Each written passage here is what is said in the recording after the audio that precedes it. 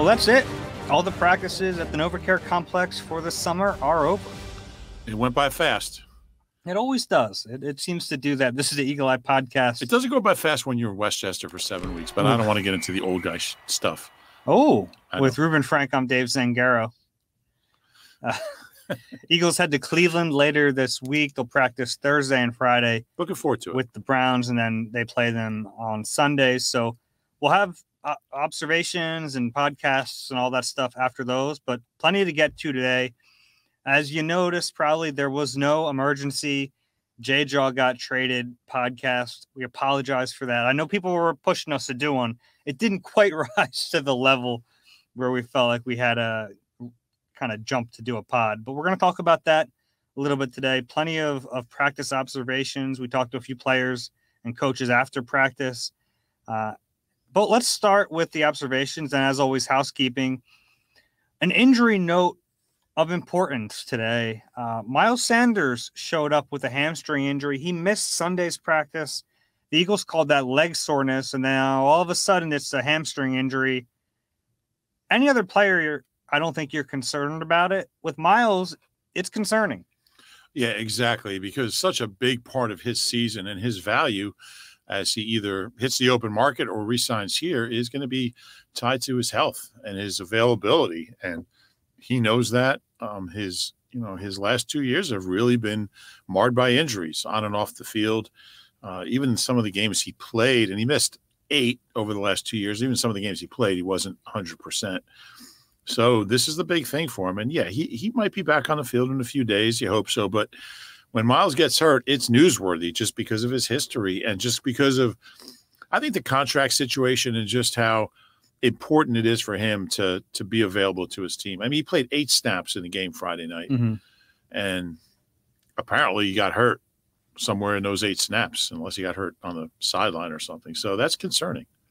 It is. And he's just a really important part of this team. They don't really have a running back who can shoulder the load the way he does. I mean, Boston, in a pinch has done it, especially when they played New York.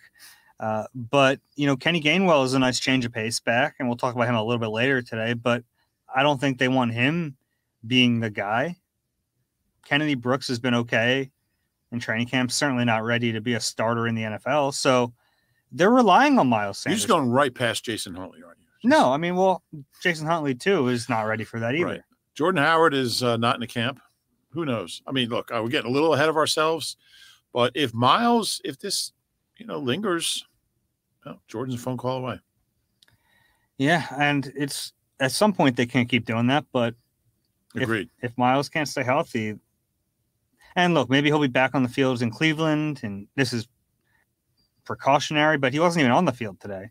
That was a little concerning. Most injured players, if it's something minor, they're on the field. And don't read into that too much, but it was something that at least made me think about it.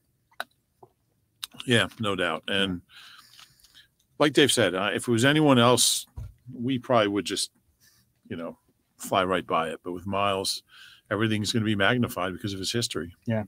And they can't afford to have him miss 4 or 5 games again. That's for sure. Some other injuries on here. Marcus Epps is a new addition. Back injury.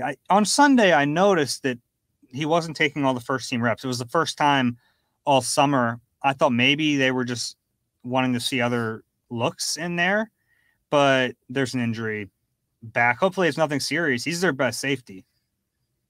Low bar, but he is. Backs are weird.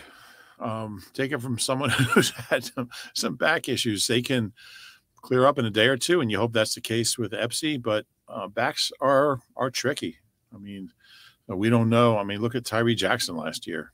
I mean, that was a very serious one. That was a fracture. We don't know with Epps what it is because the Eagles don't give us much info. It just says back.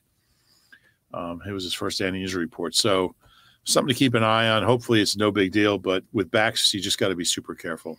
Yeah, some good news on the injury report. Boston Scott was limited, but he was limited, but he also did team drills. So he's coming off that concussion.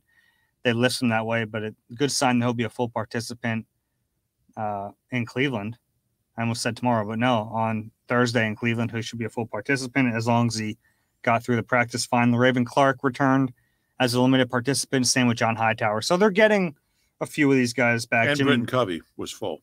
Jimmy Moreland, yeah. Yeah, Britton Covey was full with that thumb sprain. The quickest healing torn ligaments in history. Yeah, not great. He does not have torn ligaments. No, he doesn't. Yeah. Well, I guess technically he does because that's what, the fibers are slightly frayed, right? That's what a frayed fibers sprain is. Yeah. Anyway, that's all the injury news. Grant Calcaterra still missing. Missed quite a bit of time. Greg Ward. He's in his third week now. Mm-hmm. Both of those guys, Greg Ward and Grant Calcaterra, both missing a lot of time. And Grant Calcaterra at some point becomes an interesting roster question, especially with our boy. We're not far away from that question. Yeah, and Noah is having we'll get to Noah in a little bit. Noah Togiai, we have to say his name correctly now. It's our new policy. Sometimes you move on. Like he's not always going to be the guy in Indy. He's not always going to be Noah Togiai. Sometimes you have to show some growth in those areas. Yeah. But he's been really good, and Calcaterra has missed 3 weeks. He's missed most of camp, and he looked great the first couple of days. But what does that mean? So I don't know if Grant Calcaterra is a guy that you are willing to keep on the 53 as a fourth tight end. Roster cut downs. If you IR him before the cut down, he's done for the year. Yeah. If you they lost Noah once by trying to sneak him through to the practice squad. Yeah, they did. I tend to think that Calcaterra, they would just shut him down, which is a shame because he showed some promise, but I'm not sure he'd be ahead of Noah Togiai anyway. Maybe not. You want to go through some of these observations from today? Let's go.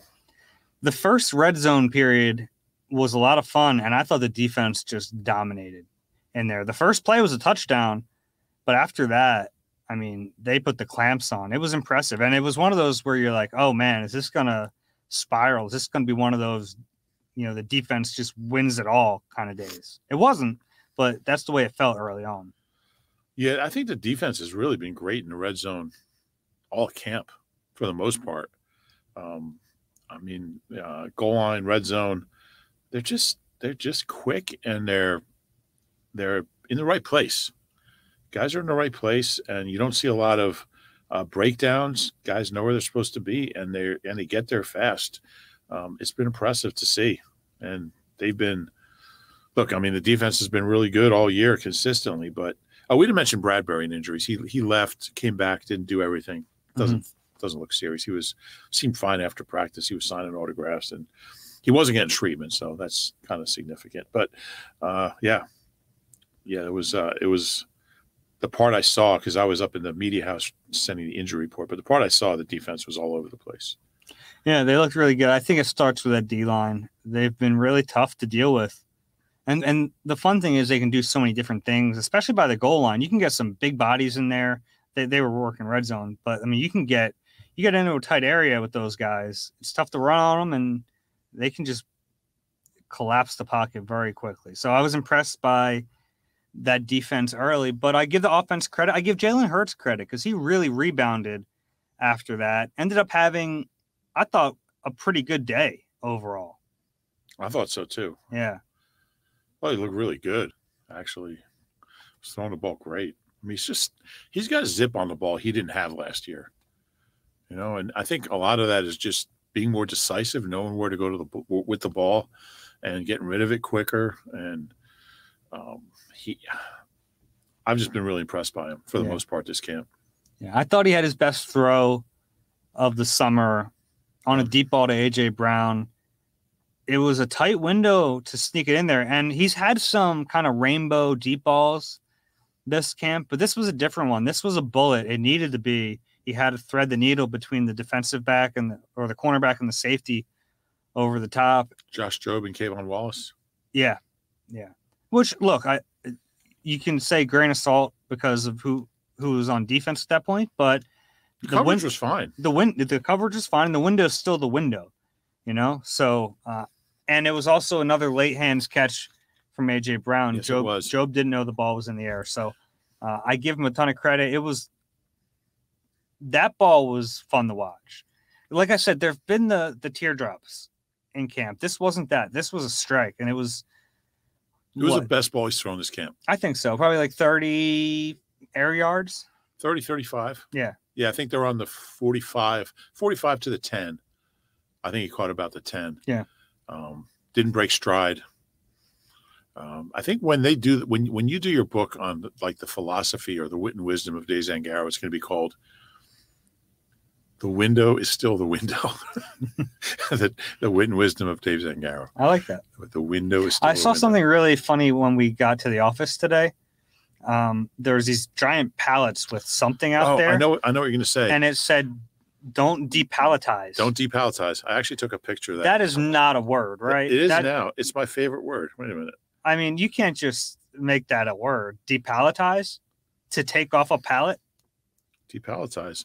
Let's show the people at home. Yeah, I was so not depalletize. I was so taken by it. I took a picture of it. Yeah. I just thought that's just something I always want to have in my phone. Yeah. It was something, That'll be my autobiography. Don't depalletize. Don't depalletize, the Reuben Frank story. Yeah, that was a good throw. And it wasn't just AJ Brown.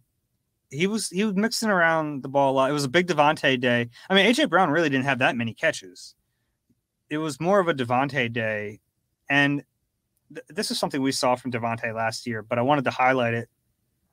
His body control, especially on the sideline, is so impressive. It's so impressive. The way he can sky to catch a ball, contort his body, make sure he gets his feet in bounds. He does that better than just about anyone I think I've ever seen, honestly. Mike Quick was amazing at that. Might be a little before your time, but Quick, that's what he reminds me of.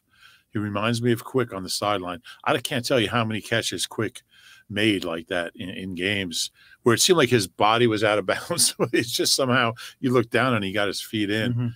Mm-hmm. Devontae does that. The one you're talking about today was really, really impressive stuff. There are a few, but the twisting his body. Yeah. Contorting is a good word because he just gets into positions that aren't, natural, and they're not smooth, and they're not, you'd like them all to be just run down like the AJ Brown one. He didn't have to break stride or turn his body or anything. Ball just nestled in his hands. But the Devontae, the one today that that really was dazzling. The one that was already a sack at that point. Yeah, it probably was, but I don't care about that. But he's come back these last 2 days and looked really, really good. And they've really kind of featured him in the offense. And I wonder if that's not a concerted effort, because early in camp, when they had AJ and Devontae out there, it was very AJ Brown heavy. In the 2 days since Devontae's been back, it's been very Devontae Smith heavy. I'm sure it's intentional. And part of it's probably just, he missed some time. He missed, several days, and I'm sure they just want to get him comfortable and up to speed. And I'm sure that's a big part of it. I mean, we're getting, what's today, the 15th? 16th. Yeah. So, we're less than 4 weeks away from the opener. They got to get guys ready. And you got to see how the young guys look too. But with each passing day, it's more, got to get the team ready. So, who else is good with that body control? And he's not going to make the team. Deon Cain. Yeah. I knew you were going to say that. Yeah. See, this is how we've been doing too many podcasts. No, well, we're watching the same practices. But Deon Cain, I like Deon Cain. He had a little spell of drops, I think, a couple days ago, the day before. But, yeah, I agree. I would keep him around on the practice squad. Yeah, and I think he's played in the league. I think he's earmarked for the practice squad unless another team picks him up, which is probably unlikely, but possible. I mean, he's going to be one of the. I would guess one of the 5 or 6 better receivers that's cut. I mean, he can play in this league, and he has played, and he's caught passes. I mean, he started like 6 games for the Colts. I don't think he caught a ton of passes. But let me see. He played 13 games in 2019, caught 9 for 124, mainly in special teams.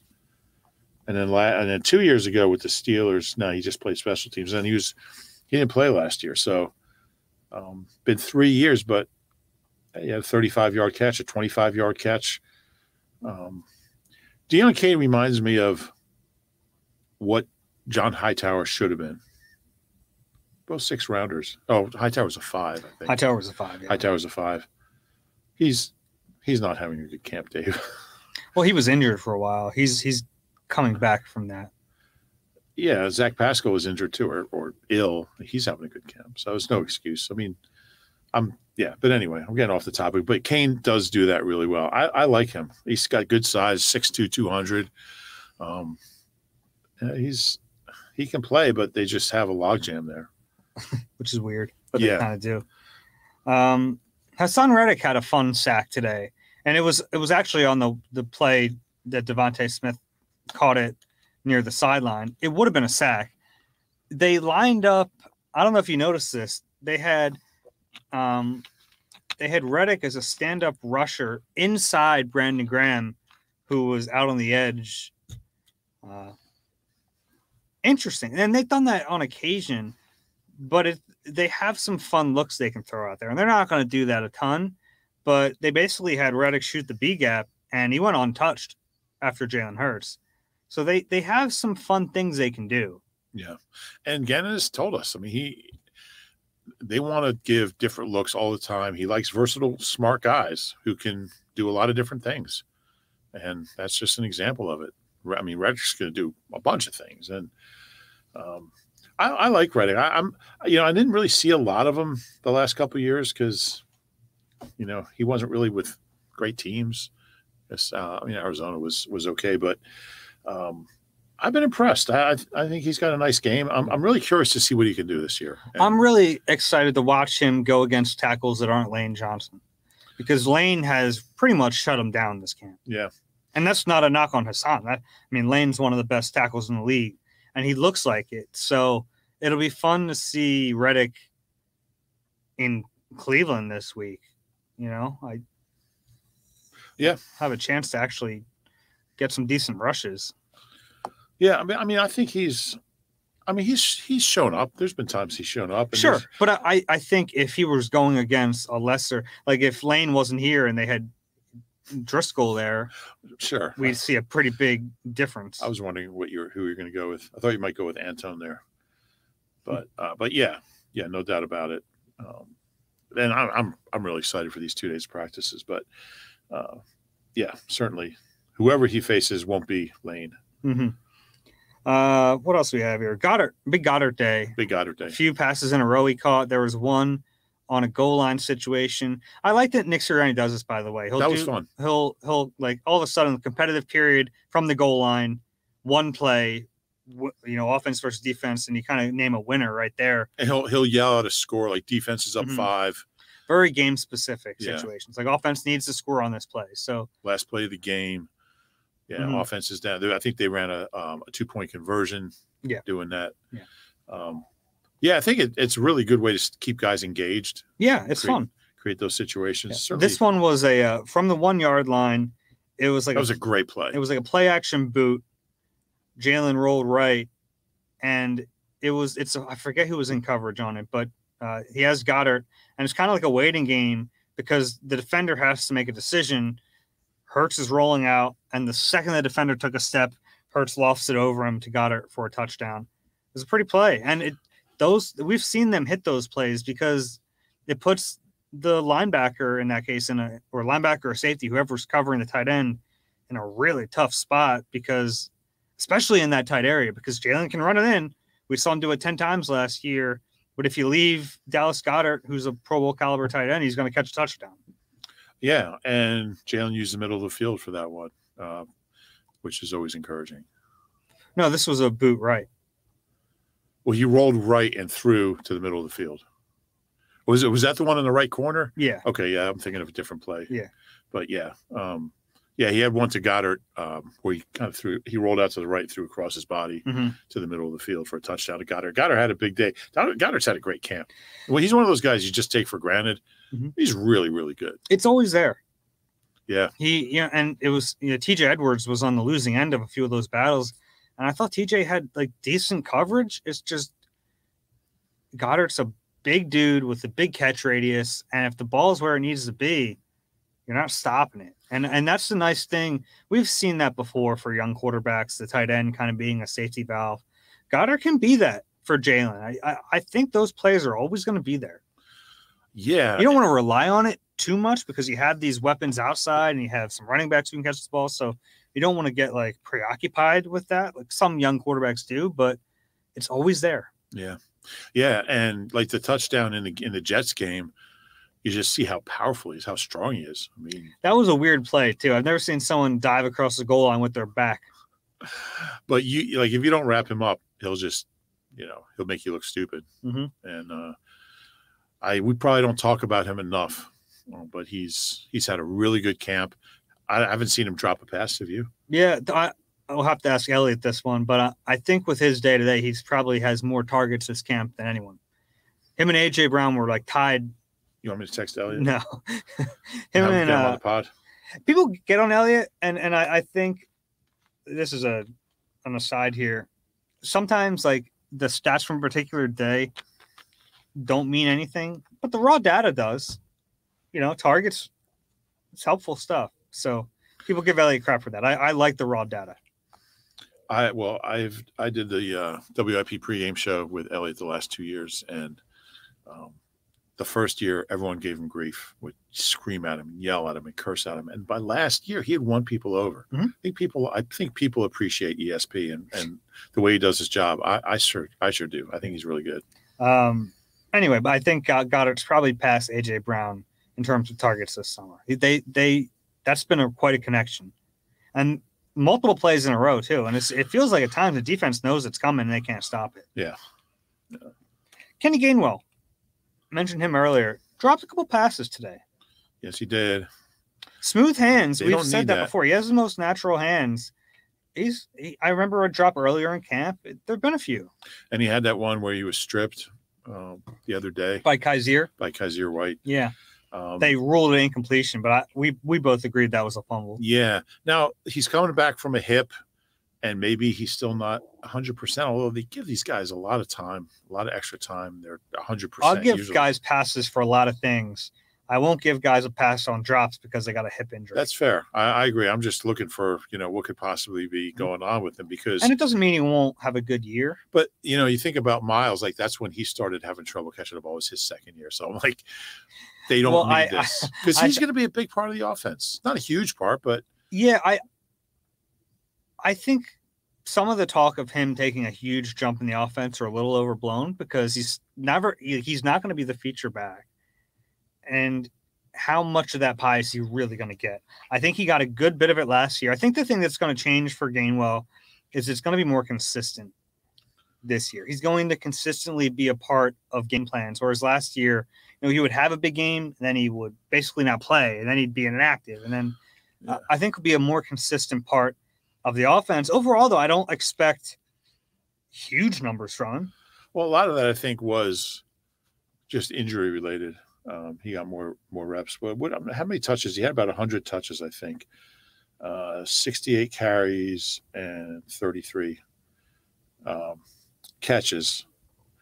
So 101 touches. I don't think that might not go up much. That might not go up much. I mean, what's 5 per game? 50 and 35. Yeah, I think 5 or 6 a game. But he needs to catch the ball because he's their. I mean, last year he was their best receiving back. Yeah, I mean that's why he's there. This guy had almost 600 scrimmage yards last year.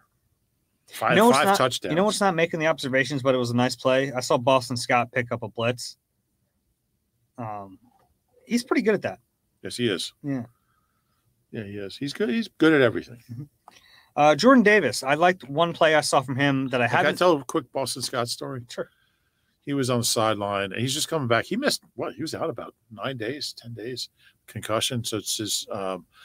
He's out there, and there's a kid who was trying to get his attention. He's a huge Boston Scott fan, like a 6-year-old kid. He's screaming, Boston, Boston. And finally, Boston is on that sideline by the kid, and he screams, Boston. It's in the middle of practice, and Boston just turns around, smiles for the kid, gives him a thumbs up, and goes back to practice. And the kid was like, that kid will never forget that. And it was, the kid was, Dad, did you see that? Boston Scott smiled at me, gave me the thumbs up. So that's the key. If you're a little kid, become a fan of the backups. They'll have more time for you on the sideline. That's probably true. But I thought that was cool. That is cool. Now, he's a good dude. We like Boston. Jordan Davis, a play I saw from him today that I haven't really seen from him yet. Yeah, it was a great play. He got bottled up. And I think this could happen quite a bit this year with him where he's going to get doubled. So, his push is going to get stopped. He was able to bat a ball down. And it was a Minshew throw. Yeah, it sounds like such a simple little thing, but those can be big plays. And it's kind of, honestly, it's a mindset thing. If you're not going to get to the quarterback, get your hands up and swat the ball down. I thought it was a great play. And I mean, he's got he got a pretty big mitt there. Yeah. And he just whacked it. It was really loud. It was pretty funny. It was like, it sounded like, I don't know, like I don't know. It was just loud, but I couldn't think of anything. But yeah, he's got those big, long arms, big hands, and got his right hand up and just smacked it down. I think we'll see quite a few of those from him this year. However, yeah, absolutely. Those can be big plays, man. You got to keep playing. It's really a mindset thing, because you can be defeated that you didn't get the quarterback, but there are plays to be had. And that's he's good in pursuit. We've seen that. We saw it in the game on the play. Zach Wilson got hurt. Right. Him in pursuit down the field, but he can knock passes down. And Fletcher's been pretty good at that in his career. Yeah, he has.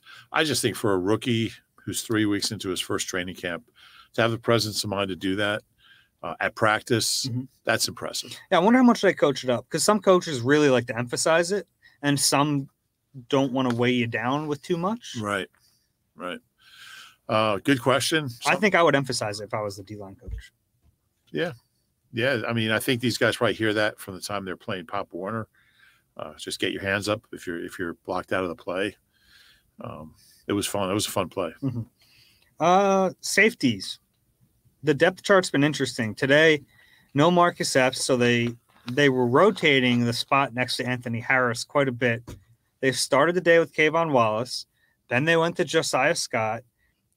And then we even saw Reed Blankenship in there with the ones. And got a pick. Yeah, well. I know. Yeah, that was not with the ones, by the way. No, it wasn't. Yeah. That was Reed Sinnett threw the ball. Yes, he did. I was trying to give the kid some props. He caught it. He did catch it. He made the play. He did. None of those guys have really jumped out. I mean, Reed Blankenship, like you said, he's made plays, but they've generally been with the three. So you take that with a grain of salt. I like Josiah Scott. Yeah. I think they have something there. And then later in practice, for the first time since they've been playing him at safety, he got some nickel reps again today. They moved with the second team. They had him second team nickel, Andre Sacheret at safety. And earlier in the practice, they had Andre Sacheret play the nickel spot. Interesting. Yeah. That was the first time I saw that. Yeah, I haven't seen that either. Versatile. Well, versatile guys. We talked to Josiah after practice. We'll get to that when we talk about at the end, but he seems to be able to handle whatever they throw at him. Yeah. Honestly, I would feel better about him being out there than Jaquaski Tart right now. And Kayvon's been up and down. Yeah, Tart's an interesting one. I don't think he's made this team, so. Safety is the one position, we might have said this the other day, it's just after Epps, and I guess Anthony Harris is a starter. They bring him into the interview tent every other day. They wouldn't do that if they're going to cut him. They're not going to cut him. But there's a lot of question marks at that spot. I'm not convinced Anthony Harris is going to finish the season as a starter. But well, I mean, who's going to play? That's the problem. It's still a position where they might not be done. Yeah, that's true. Last one, Noah Togiai had another few catches today. One big touchdown. He makes plays now every day. Touchdown was impressive. That was in where's my notebook? That was in goal line? No, it was in 2 minute. In red zone. Red zone. Yeah. Ball was at the 5 on that play. It was he catches the ball really well. He's, players talk about like stringing together days, stacking days, and he's done that. I think over the last maybe 10 days, he's really started to show up, and it's been impressive. And that's why it kind of plays into the decision with Grant Calcaterra. Like, if you feel really good about Noah Togiai, you're not going to keep a fourth tight end. You tried so hard. Togiai. I'm sorry. Just don't want to call him to go. I just think we need to retire that. Yeah. Now he's making some plays. Like when he wasn't doing anything, it was funny. But now, But the whole reason it started was because I really liked him back in his rookie camp, and I thought they were going to keep him around, and then he got poached. And we said Noah to Goa. To Indy. Yeah, to Frank. Yeah. But anyway, it's a tight end's really going to be interesting. And then there's Tyree Jackson, who's also – he looks like he's getting close. He was out there, didn't have a brace on today. Yeah. That's another decision. I mean, I still think he'll probably start the season on PUP, but it's shortened now. It's not 6 games anymore. It's 4. 4, yeah. And obviously, a guy like Calcaterra is not eligible for PUP, so you have a totally different decision there. Yeah, so their decision with him, if he's still hurt by the time the regular season starts, which I don't think he will be. We still have a couple weeks, but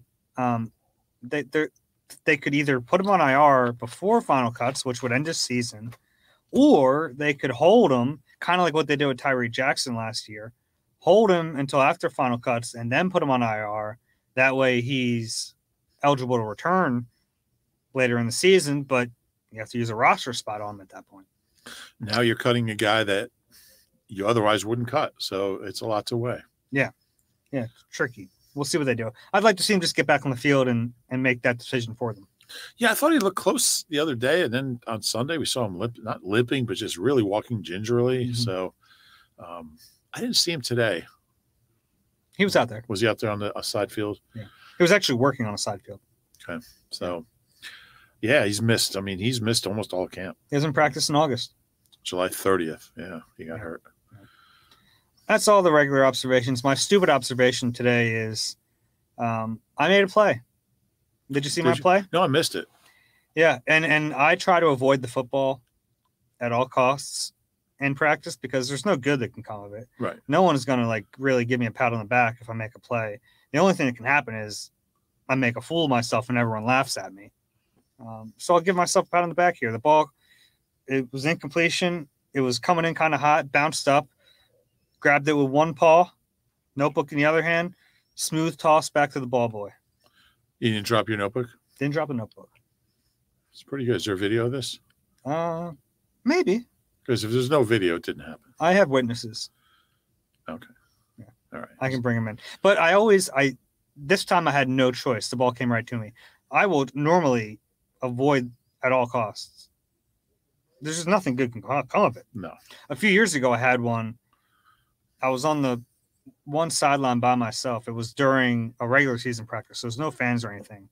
But the ball rolls me, and the ball boy stops like 25 yards shy of me and just puts his hand up. Now here I am, not warmed up, don't have the greatest arm to begin with. I got to throw the ball 25 yards. How'd that go for you? On a rope. Really? On a rope. Kemsky was telling me today about the same thing that happened to him, and the guy was like, he's got a pretty good arm, throws pretty good spiral, and he said that the ball boy kept coming closer, and Jimmy's like, he could stop that, and he just fired it like 30 yards to the dude. He was like, that's my moment right there. It's so silly, but yeah. All right. J-Jaw. Not a huge surprise. No. That's why we didn't rush to do a podcast. He wasn't going to make this team. He got 8 snaps in the game the other day. This is really a trade for 2 players who were going to get cut by their respective teams. And instead of fighting with the rest of the league to claim these players, you make a swap. And we've seen these kinds of trades before. We like J-Jaw. Nice kid. Would have been good if it wasn't his personal fault. You know what I mean? Like, obviously it was his fault, but he wanted to be good. Yeah, and I liked the pick when they made it in 2019. I mean, he was a guy with good size. He was fast enough. He had produced at a high level at Stanford, and he had a lot going for him. He had that big reach. He scored 14 touchdowns his last year. We thought at the very least he'd be a weapon in the red zone. Yeah, but he just, I just think it was a confidence thing. Because every opportunity he got, he made the least of it. And yeah, the stage was too big for him a lot of times. It seemed that way, and it felt like the longer that went on, the more pressure mounted on him, the worse he got. And he had some injuries. You know, his first year, he had a bad foot injury. He was getting shot up before games. But, man, this goes down as an all-time bad pick. Second-round pick. Number 57 overall. Yeah, 57th pick. 16 catches. I mean, terrible. Just atrocious production. I looked it up. There's only been one other guy drafted in the first or second round who played as much as he did, 40 games or more, wide receiver, and had fewer catches in his first 3 yards. And that was a guy who was drafted by the Browns in 1961, had 6 catches, then became a tight end, oddly enough, and extended his career for another 4 or 5 years with the Giants. But, yeah, it's a weird one because, like, there's no physical reason. You know, he didn't have a problem with drops in college. Yeah, he was a sure-handed guy, but sometimes we saw some great moments in like we saw some glimpses where you're like, all right, yeah, he wasn't a bad practice player. Yeah, and I mean the desire was there, the work ethic was there, the want to was there. He was trying to convert to tight end this summer, which, by the way, I don't think was a good idea. No, he's going to have to lose. And I mean, in Seattle, he's going to be a wide receiver, so that's good. Is he? Yeah. Well, they on their website they called him a wide receiver, so on their good. I mean, I think that's what he needs to play. Yeah. I mean, he's 6'2". It is a little ironic that he's going to be teammates with DK Metcalf, who was the player he's always going to be. Yeah. Even though they were never going to draft Metcalf, and that Metcalf was off their board for medical reasons. Obviously, ended up being a mistake. He's been healthy in the league and very, very good. But it was never about J-Jaw or Metcalf. It was about J-Jaw or Paris Campbell. Yeah. Yeah. So I wouldn't be shocked. I don't think he'll ever be a star or anything, but I wouldn't be shocked if he becomes a functional player. Getting out of Phillies in a small market. There's not a lot of media in Seattle. It's just a different deal. He just had to get out of here to have any chance. No, I don't know. Who knows what's going to happen, but I like the kid. I actually got a chance to talk to him about 2 weeks ago about the challenges he was facing. And he was really realistic about it. And he knew that was a long shot. And he was just like, especially with that contract. Yeah.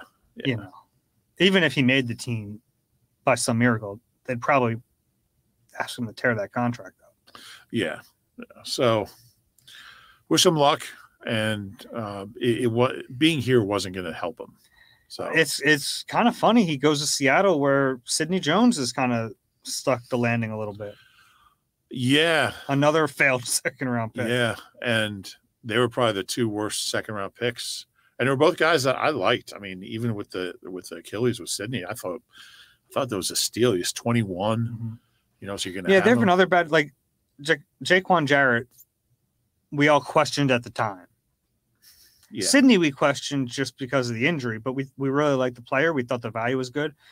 There weren't a ton of people were really excited about J-Jaw. I remember Ray Didinger raving about J-Jaw after they picked him. So it wasn't like they were out on some limb. He would have been a second-round pick. Just didn't work out. Eric Rowe, pretty bad second-round pick. It's a good one. They've had a few. Deshaun and Shady back-to-back years wasn't bad.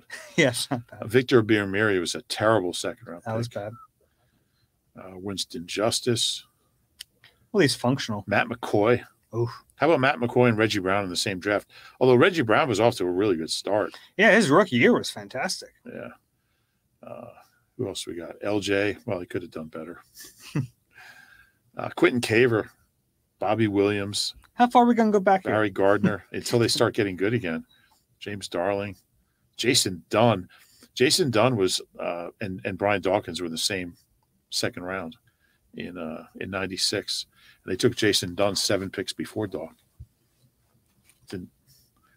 Barrett Brooks. Whatever happened to that guy?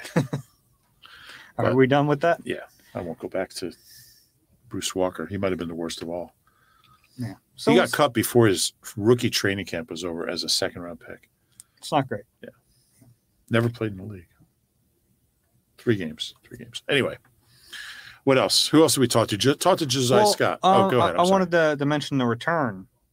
The J-Jaw. Oh, sure. Yeah. Yeah. Ugo Amadi, who's been in the league he's been a better player than J-Jaw.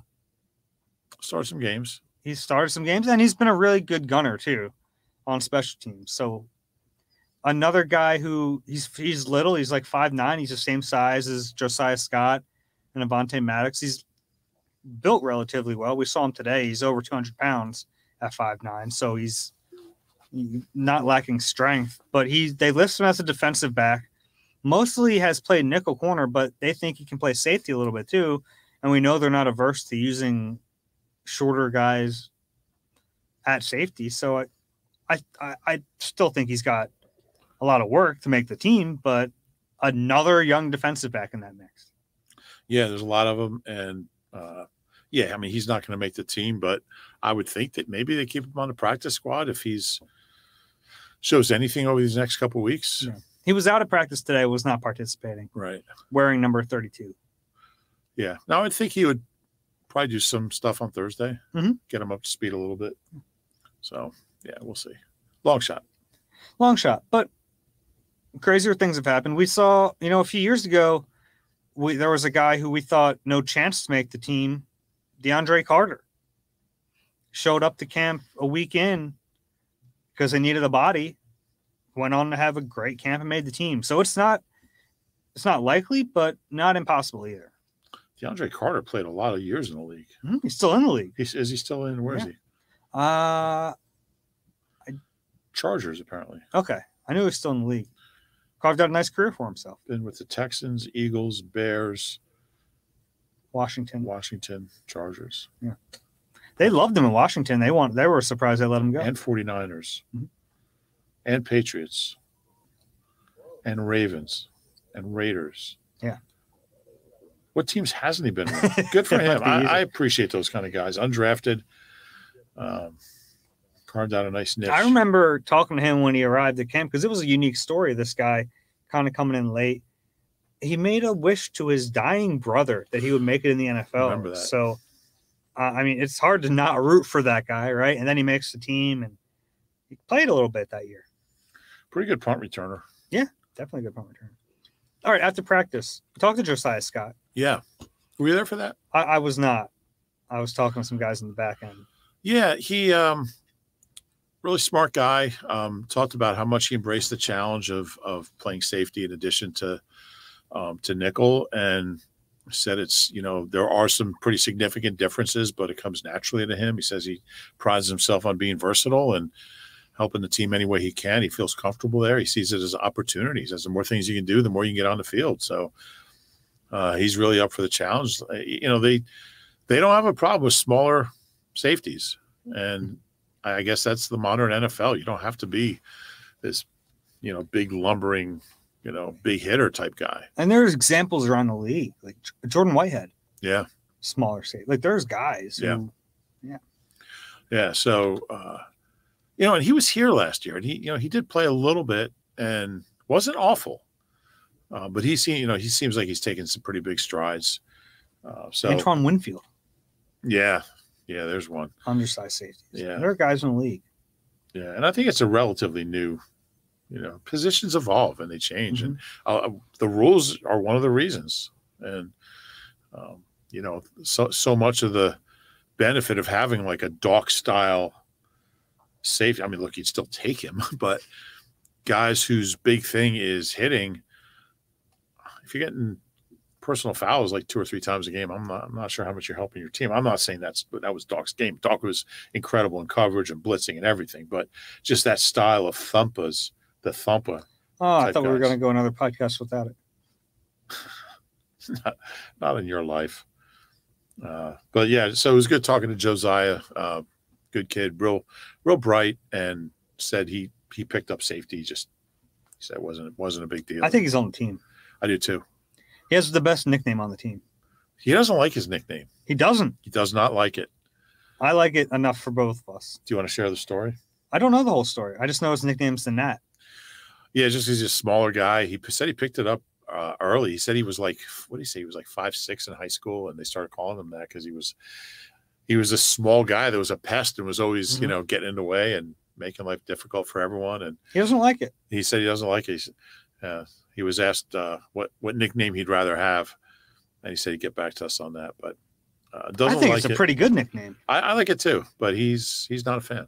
Well, you know what? You don't get to pick your own nickname. That's true. Sorry, Josiah. That's true. Who did I talk to today? I talked to Jerimiah Washburn. Yeah. Who is a really interesting guy. Right now he coaches the Eagles overhang defensive end / Sam linebacker position. They split those rooms up this year. He said he's not really doing anything different this year than he did last year, but he has a title. And the fascinating thing about him, if you don't know the backstory, is his father, Jim Washburn, was the defensive line coach back here, over a decade ago. And he was just an absolute monster. It's hard to describe his personality. Brash.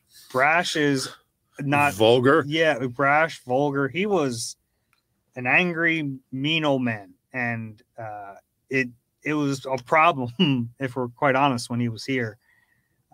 Jerimiah is not like him at all, and Jerimiah was asked in nice terms about that today, and he said, "I take after my mom a little bit in personality."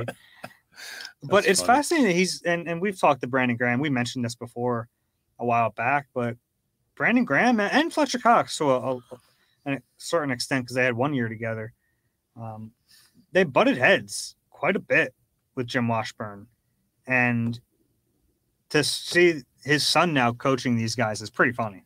It is, and they like him a lot. Yeah, and like him and BG have a great relationship. Washburn said that BG is like one of his favorite players ever. And BG even reconciled with his dad. Mm-hmm. So all was right with the world. He hated Washburn when he was playing. He was an easy guy to hate. Yeah, he was. Yeah. Yeah, I don't think Big Red really knew what he was getting into when he brought him in. Good coach. I'm not even sure he was a good coach. He was a good coach. I'm not sure he was a good coach. Yeah. I think it was all talk.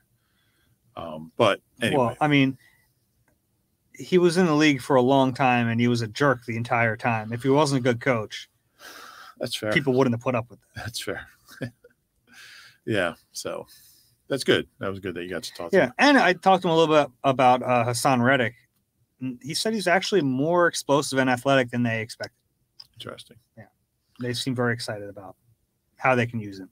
We also talked to Zach Pascal, mm-hmm. Who talked about, I talked to him the day he came back, and he told me about how sick he was, but he was just talking about how it took him 2 weeks to gain the weight back.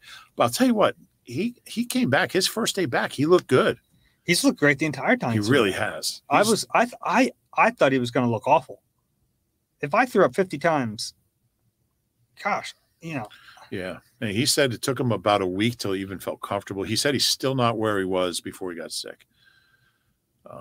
Which is exciting because he's looked pretty good. He's looked really good. He's catching the ball great. He looks fast. He told us where he got the chicken quesadilla. I'm not going to say in case they want to be a sponsor. Yeah. Can you tell me later, though, so I don't go get lunch? I will let you know. Yeah. Yeah, it's interesting. He might be playing his way into the rotation a little more than I thought. Me too. I thought he'd be kind of a backup, but they're going to use him, and he can play inside. He can play outside. Especially, he's a big target in the red zone. We've seen him make some great touchdown catches. He could be used down there. And he's always gotten in the end zone. I mean, he's always had in his career. A lot of touchdowns per the number of catches. Yeah. So that's how he's been used. I expect him to be a part of the equation. And it'll be interesting. I've covered this team a long time. I've never too many linebackers, too many cornerbacks, too many wide receivers. Like what planet is this? It's like backwards Eaglesville. Yeah. It's pretty wild. So real quick, anything you're looking forward to in Cleveland? And one story that he told, yeah. I don't know if you saw he was throwing a football, like kind of like who's the nickel corner he used to throw the ball to a fan in the stands. Way up in the upper deck. Ron Brooks. So he does the same thing. And he was asked about that. And he said when he was a kid, he grew up in Maryland. He said he was at a Giants Commanders game. They weren't the Commanders, but that's what they were. And Victor Cruz threw him a football. I had a little catch with him. And he said, if I ever play in the league, I'm going to do that before every game with a kid. Greg Ward does that. It's fun.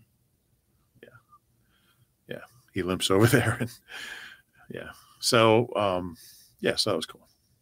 Good. Anything about those practices in Cleveland you're looking forward to in particular?